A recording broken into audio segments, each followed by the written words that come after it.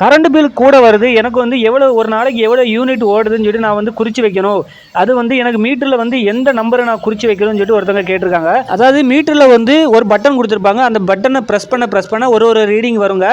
அதே மாதிரி ஆம்ஸ் வரும். இது வந்து பார்த்தீங்கன்னா வந்து ஆம்ஸு, அதாவது ஃபேஸோட ஆம்ஸு. அடுத்து பார்த்தீங்கன்னா நியூட்ரலோட ஆம்ஸ் காட்டும். இந்த ஃபேஸ் ஆம்ஸும் நியூட்ரல் ஆம்ஸும் ஒன்று போல் இருக்கணுங்க.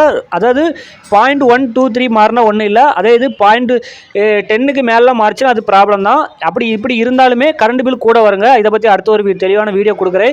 இப்போ பார்க்குற ரீடிங் பற்றி உங்கள் வீட்டில் வந்து எவ்வளோ கரண்ட் நீங்கள் யூஸ் பண்ணியிருக்கீங்க, அதாவது 230 வாட்ஸ் வந்து நீங்கள் வந்து உங்கள் வீட்டில் வந்து ரன்னிங்கில் இருக்குது அப்படின்னு அர்த்தங்க. இப்போ உங்களுக்கு ஒரு டவுட் வந்திருக்கும், கேடபிள்யூனா வந்து அதான யூனிட், அதான ரீடிங்னு சொல்லிட்டு. அது ரீடிங் இல்லை, அதாவது KWHCUன்னு வரணுங்க. அதுதான் வந்து நம்ம யூனிட்டு. இதை தான் நம்ம வந்து ரீடிங்கை வந்து நம்ம வந்து நோட் பண்ணி வைக்கணும். இப்போ உங்களுக்கு தெளிவாக புரிஞ்சிருக்கும்னு நினைக்கிறேன். அதே மாதிரி உங்கள் வீட்டு கரண்ட்டை வேறு யாராவது யூஸ் பண்ணுறாங்களா, இல்லை நீங்கள் வந்து வேறு வீட்டு கரண்ட்டை ஏதாவது யூஸ் பண்ணுறீங்களான்னு சொல்லிட்டு உங்கள் மீட்டர்லேயே கண்டுபிடிச்சிடலாம். அதை எப்படி கண்டுபிடிக்கிறதுன்னு சொல்லிட்டு நம்ம ஒரு வீடியோ போட்டுருக்கோங்க. நம்ம வந்து ராஜா எலக்ட்ரிஷியன் சொல்லிட்டு நம்ம ஒரு யூடியூப் சேனல் ஒன்று வச்சிருக்கோம். அதில் நம்ம வந்து ஃபுல் வீடியோ கொடுத்துருக்கோங்க. தேவைப்படுறவங்க அந்த வீடியோவை பாருங்கள். அதுலேயுமே நம்ம வந்து எலக்ட்ரிக்கல் சம்மந்தமான வீடியோங்கள் நிறையவே கொடுக்குறோங்க. உங்களுக்கு யூஸ்ஃபுல்லாக இருந்தாலும் அந்த சேனலே சப்ஸ்கிரைப் பண்ணி வச்சுக்கோங்க.